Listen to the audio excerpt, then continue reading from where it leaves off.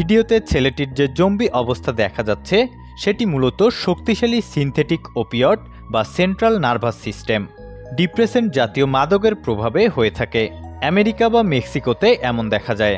সেখানে এটি ফেন্টানাইলের সাথে পশুর ট্যাঙ্কুলাইজার মিশিয়ে তৈরি মাদকের কারণে হয়ে থাকে। একে বিশ্বজুড়ে জম্বাই ড্রাগ বলা হয়। এর প্রভাবে মানুষের পেশি কাজ করা বন্ধ করে দেয় এবং মানুষ দাঁড়িয়ে থাকা অবস্থাতেই জ্ঞান হারিয়ে এ ধরনের অদ্ভুত ভঙ্গিতে জমে থাকে। বাংলাদেশে ফেন্টানাইল বা জাইলাজিনের প্রকোপ আমেরিকার মতো না হলেও বর্তমানে অনেক মাদকসেবী ট্যাপেন্টাডল, উচ্চমাত্রার ব্যথানাশক ইনজেকশন অথবা ভেজাল মেশানো হেরোইন বা ড্যান্ডির মতো সস্তা সিনথেটিক মাদকের ককটেল ব্যবহার করছে।